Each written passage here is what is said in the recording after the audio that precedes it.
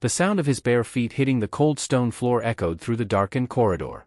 Every step seemed to stretch time, as though the universe itself was holding its breath. A faint sliver of moonlight crept through a narrow window high above, but it was barely enough to reveal the contours of the room, let alone its true shape. The air was thick, heavy with the scent of something unspoken. And there, at the far end of the passage, stood a figure. Unseen but felt, as though the very shadows had taken form, waiting, watching. Mahatma Gandhi, known to millions for his calm demeanor and profound commitment to non-violence, felt none of that tranquility now. He stood at the threshold of an unknown, perilous situation, the weight of it pressing down on him like 1,000 unseen hands. But unlike his usual composure, he could feel the creeping doubt, a thread of fear that tugged at the edges of his mind. He had often spoken of inner peace, of courage in the face of adversity, but now, standing in this cold, unfamiliar darkness, he questioned everything he had believed to be true. What had led him here? He could not answer. His mind raced, an unsettling sense of urgency gripping his chest. The world outside had been in chaos, a war of words and ideals that threatened to tear apart everything he had fought for. His country was fracturing beneath the weight of the British Empire, and yet, here he was, in a place that felt as foreign to him as the distant lands of Africa where he had first learned the harsh lessons of racial injustice. The corridors seemed to stretch infinitely before him, each step leading him deeper into the unknown. He could almost hear the faint whispers of voices, strange and foreign, floating through the dark like an ethereal breeze. Was it the wind? Or something more sinister, something that had come for him? His thoughts returned to the recent events that had driven him to this point. The British had never been so forceful, so determined to crush his movement, and with the emergence of new leaders, the world seemed to teeter on the edge of some great, final shift. But this was different. Something about this moment felt like a betrayal of everything he had stood for, his commitment to peace, his belief in the goodness of humanity, his idea of a free India. There was no logic to it, no reason that could explain the gnawing sensation that lodged itself deep within his soul. It was as if his very purpose had come under threat, like an invisible force was pushing him into this dark corner, forcing him to face a challenge that he was not ready for. He stumbled slightly, his body reacting instinctively to the rough terrain beneath him, and it was then that he heard it, a soft, almost imperceptible sound, the shuffle of feet behind him. He froze. The hair on the back of his neck stood up, and his heart pounded against his chest as if it were trying to break free. The footsteps grew louder, but the figure behind him never made a sound. The silence that had followed him all this time now pressed in from every direction. No comfort of the familiar. No refuge of peace. For a fleeting moment, he considered turning back, retracing his steps, seeking refuge in the safety of his known world. But that, too, was an illusion. The world he had once known was crumbling around him, the familiar faces of his fellow countrymen replaced by those of rivals and enemies, each one pulling in different directions.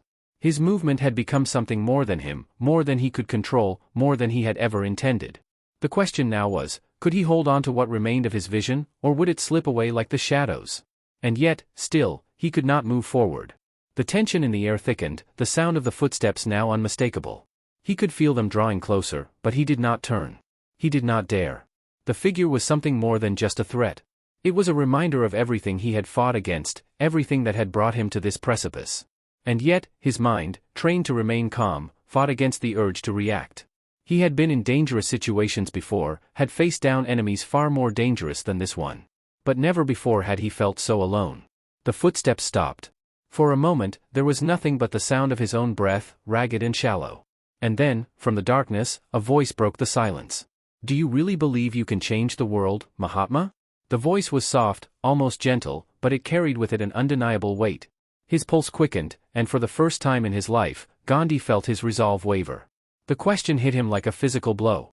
He had always been so sure of his path, so certain of his mission. But in this moment, with the oppressive darkness pressing in around him, he began to question everything. His mission had been clear. He had fought for truth, for justice, for non-violence. But now, as he stood in the grip of this mysterious, unseen force, the answers that had once seemed so self-evident began to slip through his fingers, like water through a sieve. His mind flashed to the thousands who had followed him, to the millions who had been inspired by his message. But in this moment, all that was left was the solitude of this unknown place, the darkness of his own thoughts, and the figure that loomed just beyond the edges of his vision. Could he really change the world? Could his nonviolent resistance, his faith in truth, overcome the forces that sought to destroy him, and the world he envisioned? The tension rose again, thick and suffocating. Gandhi stood frozen, caught in the grip of a moment that seemed to stretch into eternity. There was no answer, not yet. Not until he could face what lay ahead, not until he could confront the shadow that now stood at the edge of his consciousness. A gunshot rang out, splitting the still night air, and Mahatma Gandhi's world seemed to shatter in an instant.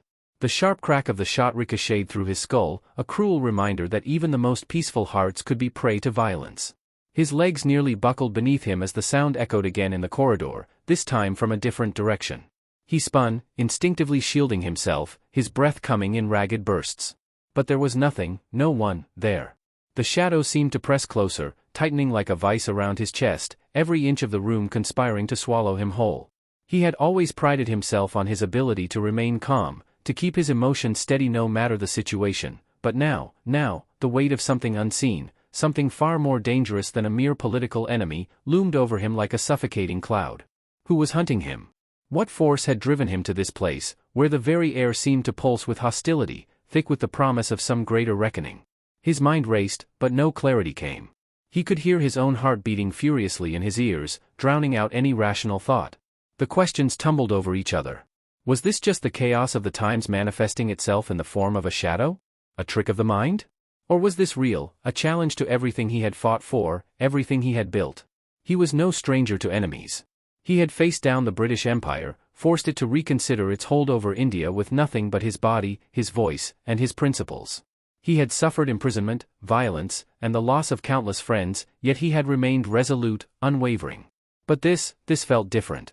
This wasn't a protest or a confrontation with an occupying force, it was a threat, insidious and unseen, creeping up from the very ground beneath him. The air seemed to grow heavier. He could hear footsteps again, distant but deliberate, the slow, calculated movement of someone, or something, approaching him in the shadows. The hairs on the back of his neck prickled.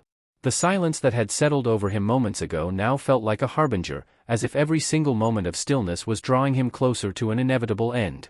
Gandhi took a deep breath, forcing himself to stand tall, to hold on to the values he had championed all his life. Non-violence. Truth. These were the tenets that had sustained him through the darkest of times. But how could he summon the power of truth when he couldn't even see the enemy? How could he fight an invisible foe? He began to move, cautiously, his feet quiet against the cold stone, but it was impossible to escape the feeling of being watched. Every shadow seemed to shift and stretch in the corner of his eye, as though the walls themselves were conspiring to close in on him. Think, Gandhi. You've faced worse. His mind demanded it, but his instincts screamed something else entirely. Something wasn't right. The tension of the moment felt like a trap, a carefully constructed snare that was waiting for him to make a move, to make a mistake. The sound of the footsteps grew louder now. He was no longer alone in the darkness. He wasn't sure how he knew it, but something deep within him stirred, like the pulse of a drumbeat reverberating in the distance. He had spent his life fighting for peace, but he had never once considered that peace itself could be a lie, a fragile illusion that crumbled in the face of the unknown. Gandhi's heart hammered in his chest as his hand instinctively reached for the folds of his simple dhoti, where he kept the faintest semblance of a weapon, a small knife, barely visible beneath the fabric. But he hesitated.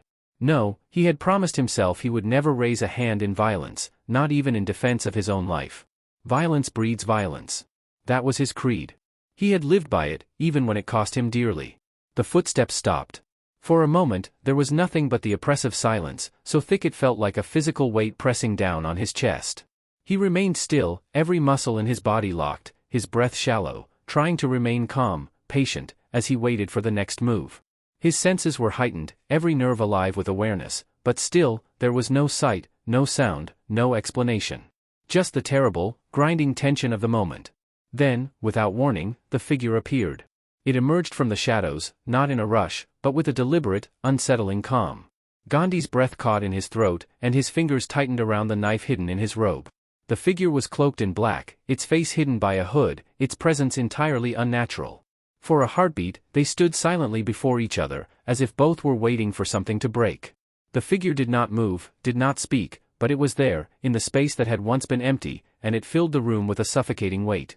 It was as though time itself had frozen, and the very essence of Gandhi's existence was now being measured against the unknown. Against something much larger than anything he had ever fought.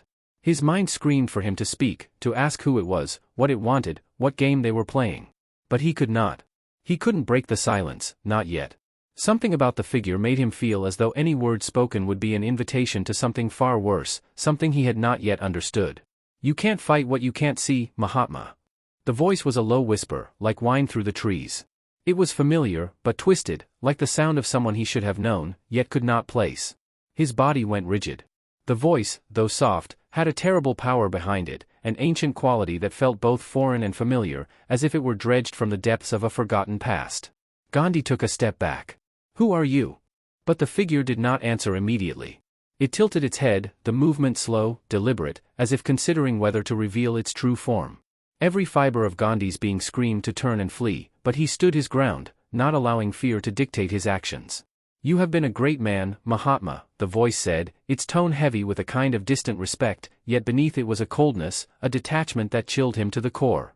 "But what you have fought for is fragile. The truth you seek is not what you think it is." The words struck him like a physical blow, their weight settling on his shoulders like a crushing burden. The figure stepped closer, the air around it warping, as though reality itself bent in response to its presence. Gandhi's mind spun, grappling with the implications of what was being said. What was this? Some kind of test? Some cruel mockery of the peace he had worked for? "I do not fear you," Gandhi said, his voice hoarse, but firm. His principles surged within him, non-violence, truth. Even now, standing face to face with what seemed to be his greatest trial, he would not abandon them. The figure didn't respond. It simply stood, watching him. The silence stretched, unbearable in its weight. Suddenly, Gandhi felt a shift in the air, as though something invisible had passed between them. It was as though the room itself had exhaled, releasing a tension that had been building for an eternity. The figure lifted its hand, a gloved finger pointing at Gandhi. "You will see," it whispered, just as the shadows closed in around him, swallowing him whole. And then, just as suddenly as it had appeared, the figure was gone, leaving only the lingering echo of its words. Gandhi stood alone in the dark, his heart still pounding, but his mind spinning with questions he had no answers for. A flash of blinding light tore through the darkness, and Mahatma Gandhi was falling. He didn't know when the ground had disappeared beneath him, nor how long he had been plunging, but the sensation was unmistakable, like being ripped from one reality and thrust into another. His stomach lurched with the sickening, dizzying rush of nothingness. There was no air, no sound, only the relentless pull of gravity. The infinite blackness that surrounded him seemed to devour everything in its path, suffocating him in a void that stretched beyond comprehension. His mind scrambled for answers, but the harder he tried to grasp onto something solid, the more the void seemed to consume him. What is happening? He could barely form the thought, let alone hold on to it. His breath came in short, sharp bursts as he tried to steady himself, but there was nothing to hold on to. No walls, no floors, just the endless fall. And then, as suddenly as it had started, it stopped. The world around him snapped into focus, but it was nothing like what he had known. He was standing, suspended, in a vast, impossible space, one that had no clear boundaries. The ground beneath his feet was solid, but it stretched endlessly in every direction, the horizon unbroken, the sky above him dark and unfamiliar. He could feel his heart pounding, could hear the blood rushing in his ears, but nothing made sense. In front of him, a single figure stood, silhouetted against the backdrop of swirling light and darkness. Its presence was an eerie contrast to the vast emptiness that surrounded them both. The figure did not move, did not speak, but Gandhi could feel it, feel the weight of its gaze, its silent command. He swallowed, his throat dry, his body trembling. "Where am I?" The question burned in his mind, but the figure gave no answer. It simply waited, its stillness more unsettling than any words could be. For a moment, Gandhi considered running, but his legs felt rooted to the spot. The ground beneath him seemed to pulse with energy, as though it were alive, vibrating with a force that he couldn't comprehend. His body was no longer his own, it was as though he were a part of something larger, something far beyond his understanding. "Think, Gandhi. Focus." He closed his eyes, forcing himself to breathe, to regain some semblance of control. His heart still raced, but his mind began to clear. He had faced greater trials than this. He had walked the streets of South Africa, defied the might of the British Empire, and led millions in the struggle for independence. This, whatever this was, could not break him. But then, the figure spoke. "You think you know what you are fighting for, Mahatma." The voice was not a whisper, but a force, an undeniable presence that seemed to echo through the very air. Gandhi's stomach turned, his breath hitching as the words reverberated in his chest, in his bones. There was no warmth in the voice, no compassion. It was cold, calculating, and ancient. "What are you?" Gandhi demanded, though his voice sounded small, distant, as if it belonged to someone else. The figure remained still. The silence stretched. Gandhi could feel his pulse hammering in his throat, the weight of uncertainty pressing down on him. "You have fought for peace, for non-violence, for truth," The figure continued, its voice cutting through the air like a blade. But you are blind, Mahatma. Blind to the nature of the world. Blind to the darkness that runs beneath it. Gandhi clenched his fists, anger and confusion swirling within him. What is this?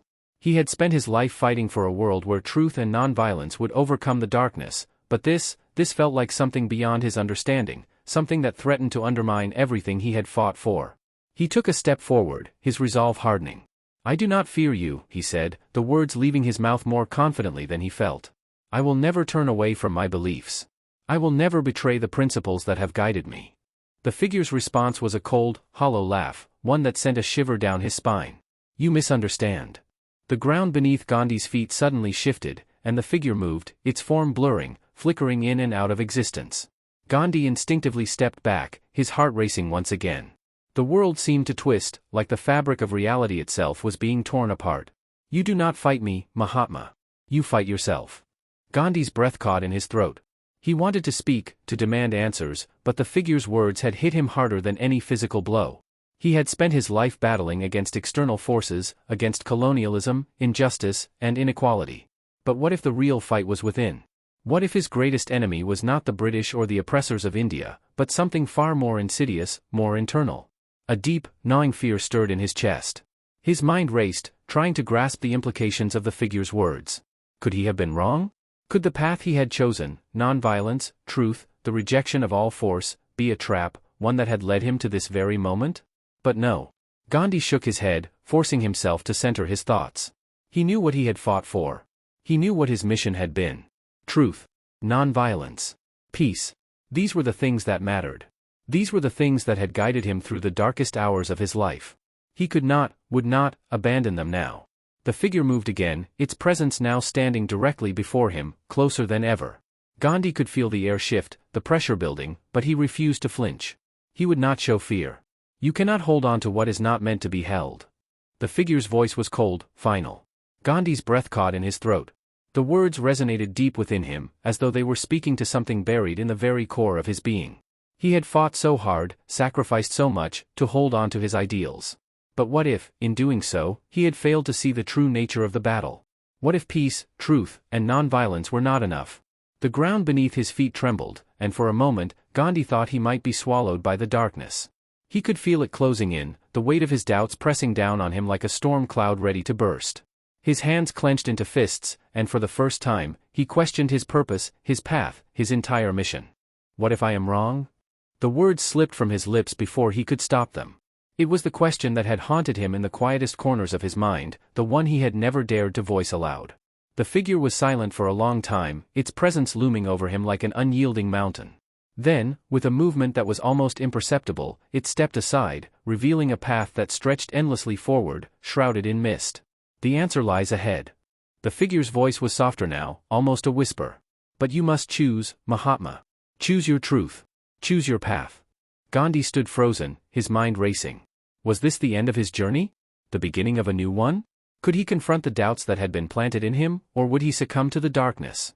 The path before him beckoned, shrouded in uncertainty, but one thing was certain, he could not turn back. Not now. Not ever. The earth beneath Gandhi's feet cracked open, and the world seemed to split in two.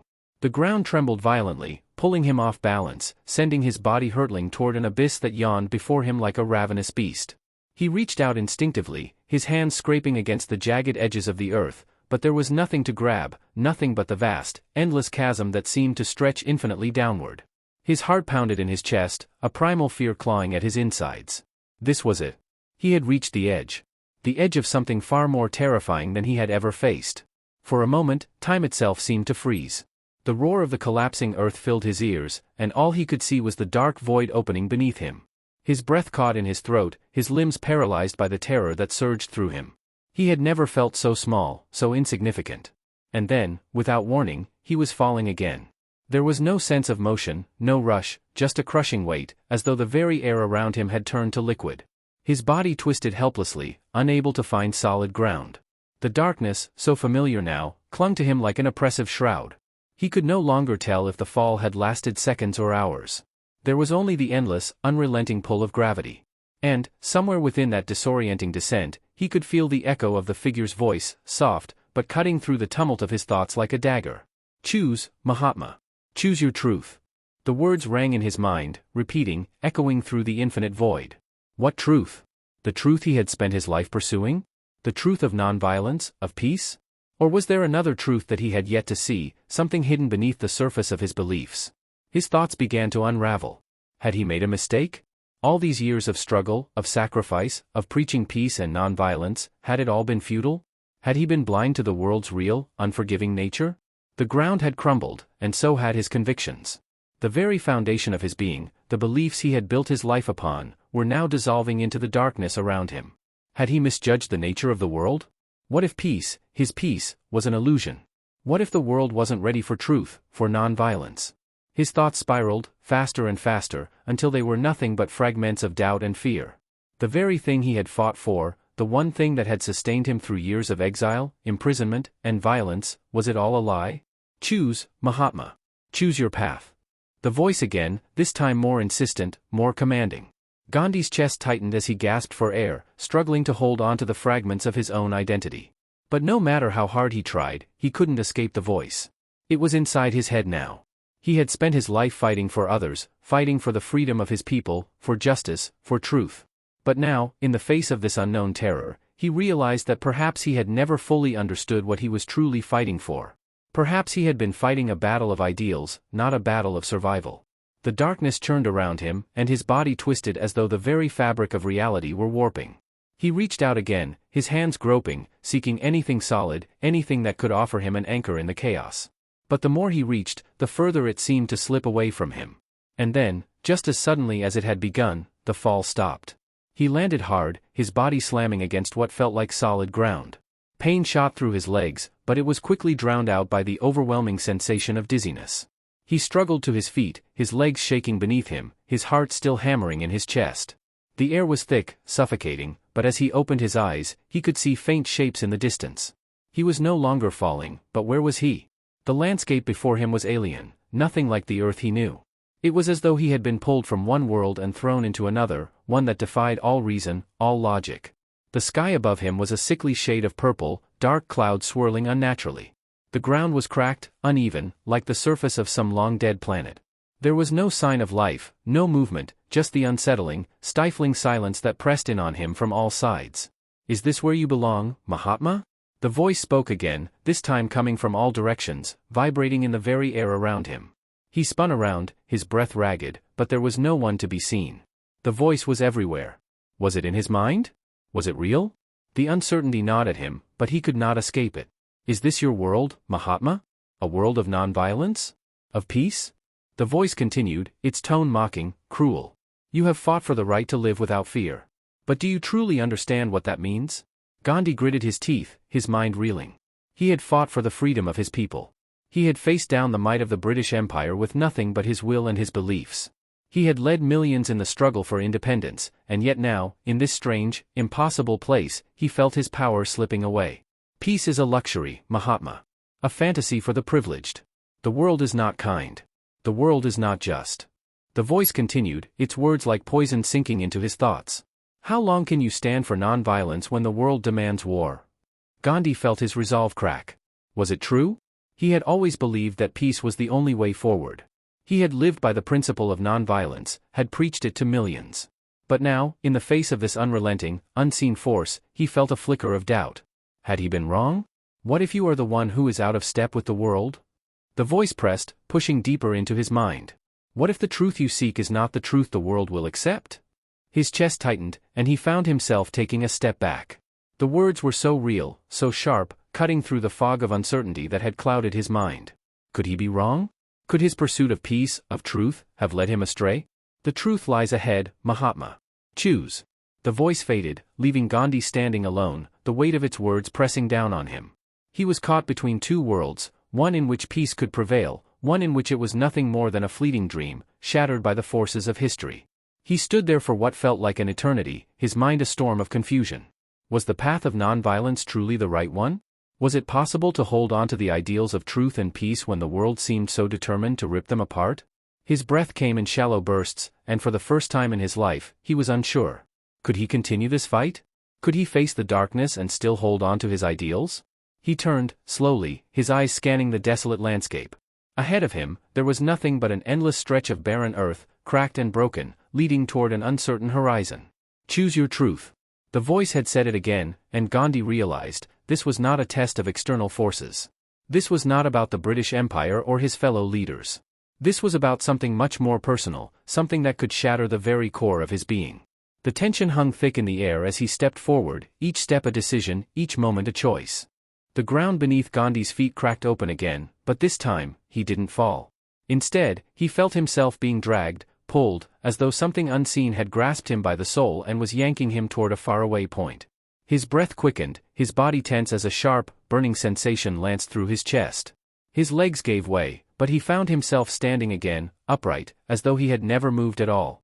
The air felt wrong, thick with an energy he couldn't explain, oppressive as though the very atmosphere was alive, waiting, watching. The voice, the one that had plagued him since his arrival, was now a constant hum in the back of his mind, a static buzz like the wings of an unseen insect. Gandhi's pulse thrummed in his temples, his throat dry. He could hear his own heartbeat, louder than the silence around him. You think you have chosen, Mahatma. But you have not. The words rang in his ears with a weight he could feel physically, as though the voice was pressing down on him, bending him under its force. His chest tightened, and for a moment, it felt as if the very air had become a noose, strangling his thoughts. His legs buckled again, but he managed to catch himself, pushing his hands against the cracked, uneven earth to steady himself. No, Gandhi muttered under his breath, his voice a rasp. I have chosen. But the words felt hollow, as though they had come from someone else.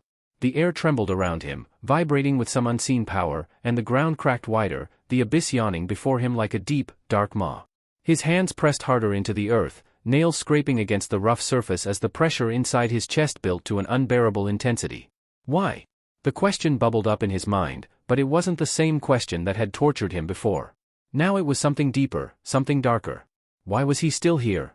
Why had he been chosen for this torment, this test, this challenge that seemed to have no end? Was this truly his path? Or had he strayed so far from the truth that he had lost himself completely? You cannot run from what you have chosen. The voice echoed, deep and guttural, wrapping around him like a serpent's coil. Gandhi's heart raced. He had always fought for truth, for peace, for justice. But this was not peace. This was a war, one that he had never expected to face. The internal struggle had always been the hardest, the one he had never fully prepared for. Was this his test? His trial? Or had he been mistaken in every belief he had held, every ideal he had so desperately clung to? He closed his eyes, the weight of his thoughts pressing on him like an iron bar. Choose. The voice had said it so many times, but each time, the question felt more like a demand, more like a trap. He had chosen his path, had led his people through struggle and hardship with the firm belief that non-violence was the only way. But now, in this place, those ideals felt fragile, even impossible. What am I fighting for? Gandhi whispered, more to himself than anyone else. The words were out before he could stop them, a confession of his deepest fear. What if the truth he had pursued his whole life was a lie?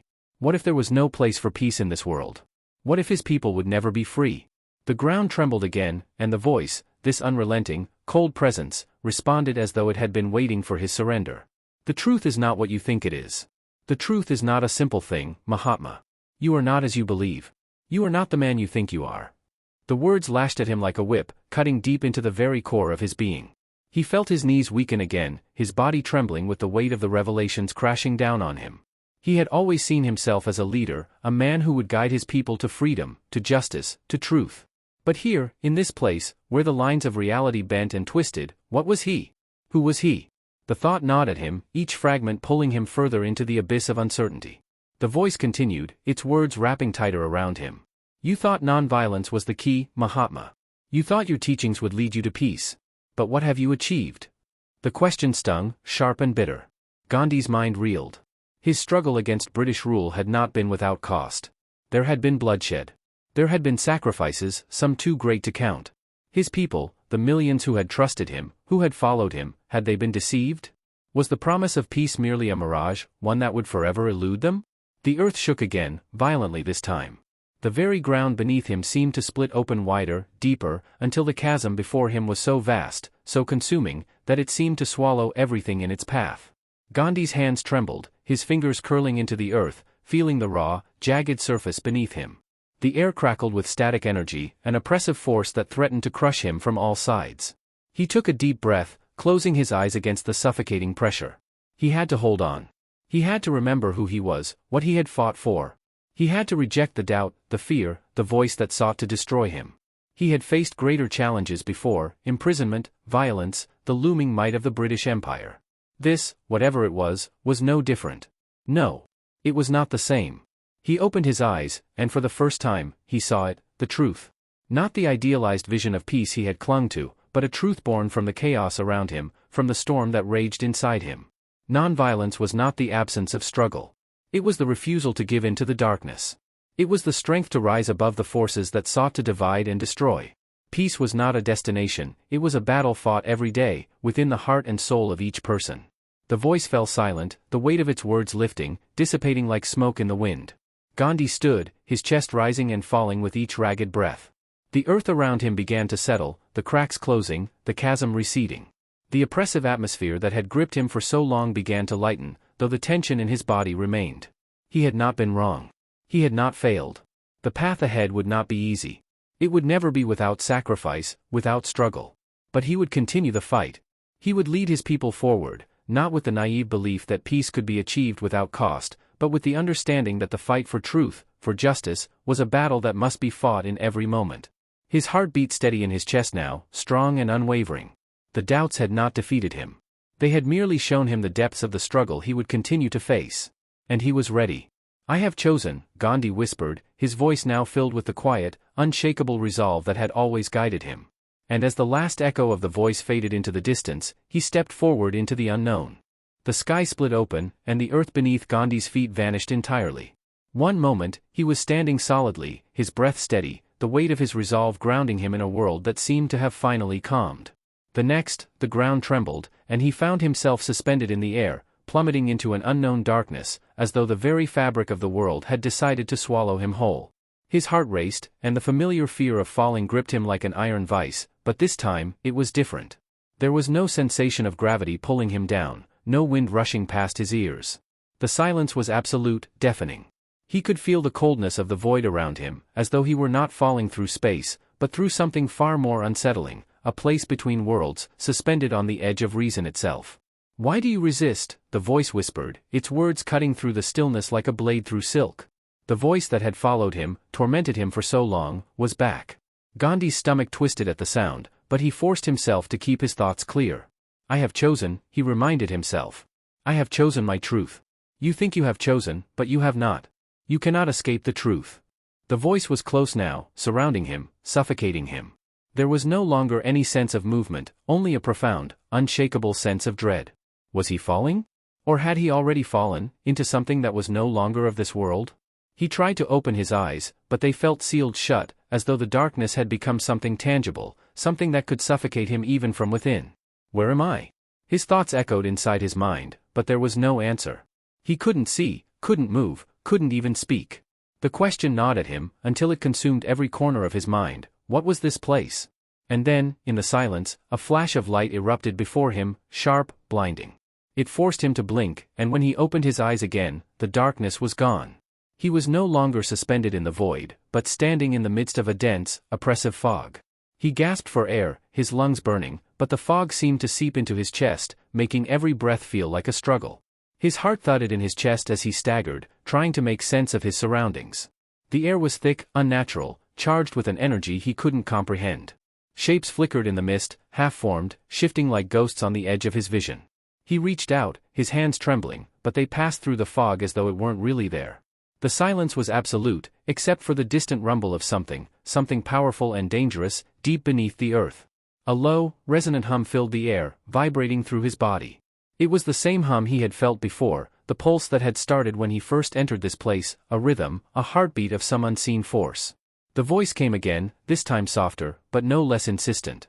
"Do you understand now, Mahatma?" He shuddered, his mind reeling from the weight of the question. Understand? Understand what? He had never felt so helpless, so small. Every step he took felt as though the ground beneath him could collapse at any moment, as though he was walking on the edge of some vast precipice, suspended between two worlds. "This is not a place for peace, Mahatma." The voice continued, its tone dripping with mockery. This is a place for truth, unforgiving, unyielding. A place where all illusions are stripped away. His breath caught in his throat. The word, truth, sounded foreign here, hollow, like an echo bouncing off a wall. What truth was this? The truth of his struggle? Of his beliefs? Had he been wrong all along? Was his fight for peace nothing more than a naive dream? The weight of doubt threatened to collapse everything he had ever stood for. Look around you. What do you see? The voice pressed, its tone now dark and venomous. The world does not bend to ideals, Mahatma.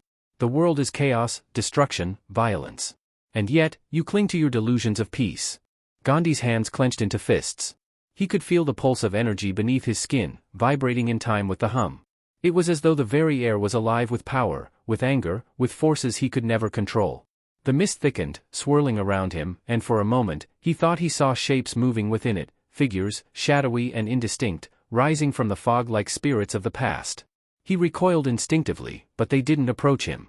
They simply lingered, watching. You are no different from them, Mahatma. The voice's words lashed at him like a whip. You are just another pawn in the game of survival.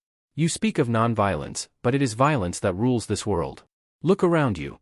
Gandhi's breath caught in his chest as the mist began to clear, revealing a scene that made his blood run cold.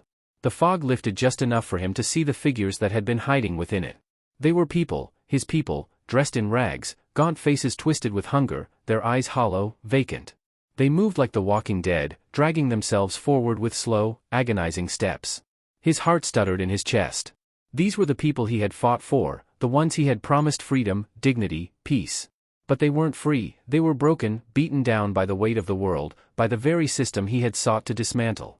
They moved in silence, their hands outstretched toward him, their eyes empty of hope.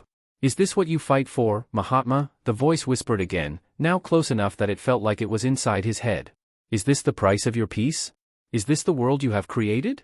The words burned into his mind, and for a moment, the image before him flickered. The faces of the people seemed to blur, to distort, as if they were not real at all, just ghosts of the future, the victims of a war yet to be fought. The ground trembled again, the pulse growing stronger, and the figures seemed to dissolve into the fog, leaving him standing alone, as though they had never been there at all. Choose, Mahatma. Choose. The words rang in his ears, sharp and insistent. He staggered back, his chest tight, as the weight of the choice pressed down on him. What had he chosen? Had he chosen the right path, the path of peace? Or had he led his people into a trap, a false hope that could never be realized? The doubts that had tormented him earlier were now louder than ever, impossible to ignore. But amidst the fear, amidst the confusion, one thing became clear.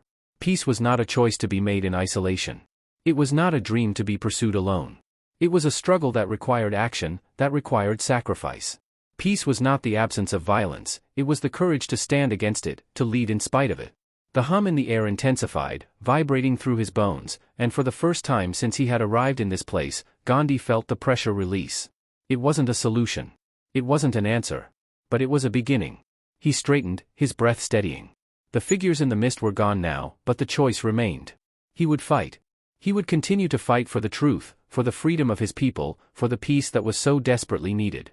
And he would do it not by avoiding the darkness, but by confronting it head-on. I have chosen.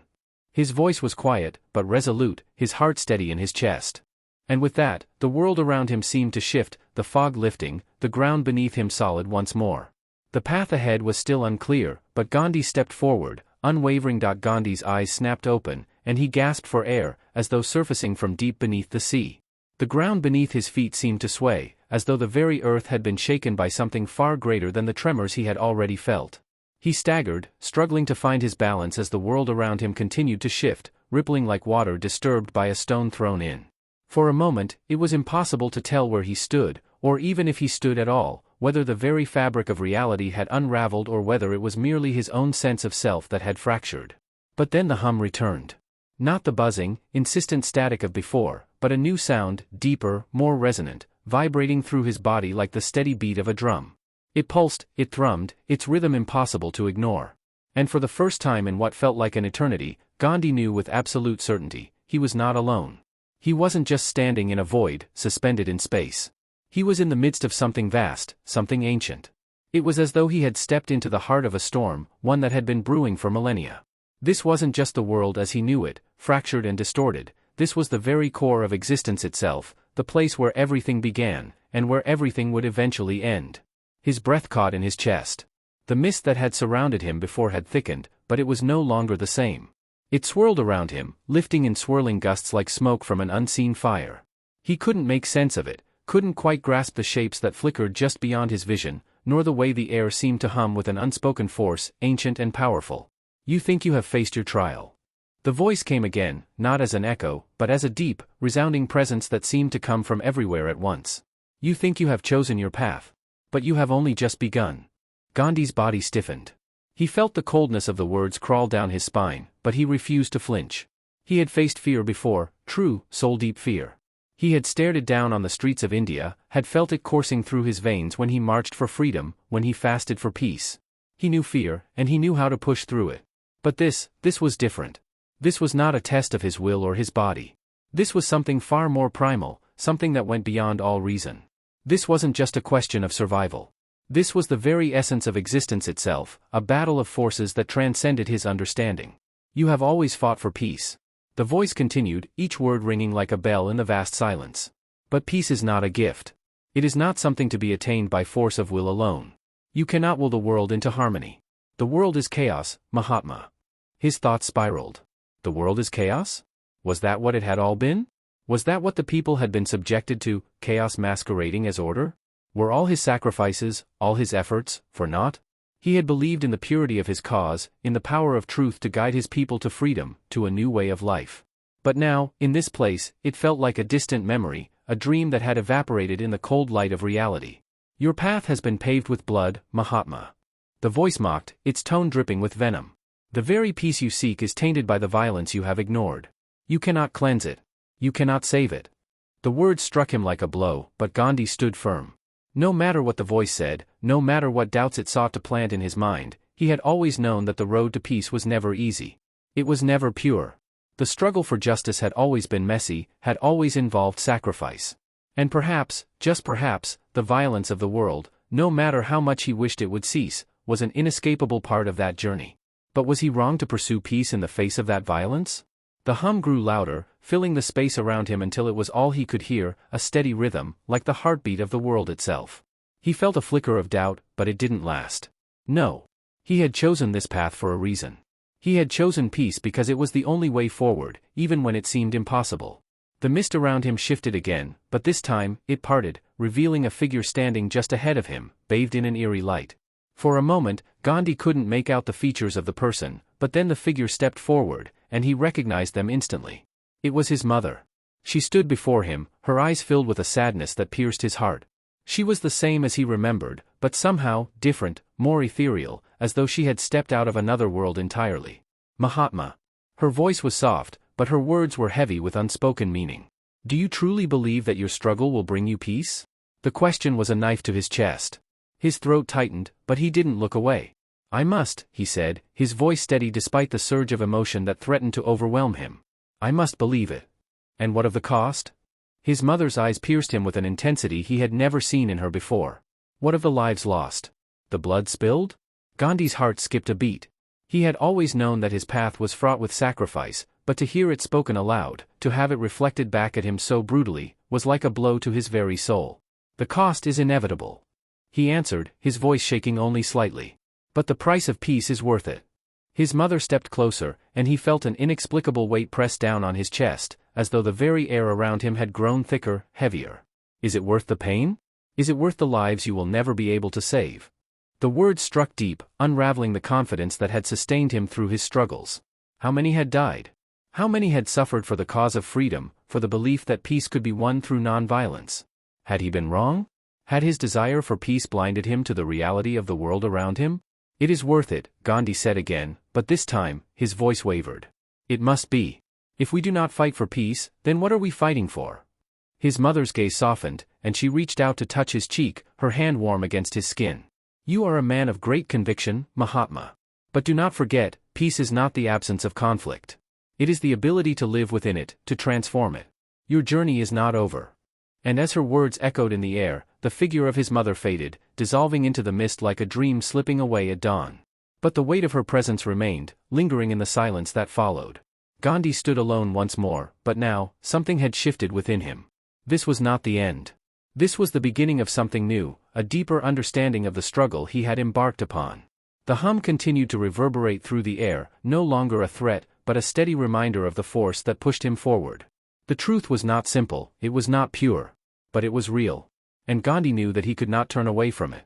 The path ahead was unclear, fraught with challenges that he could not yet see. But he would walk it. He had chosen. And with that, he took his first step, feeling the earth solid beneath him, ready to face whatever came next.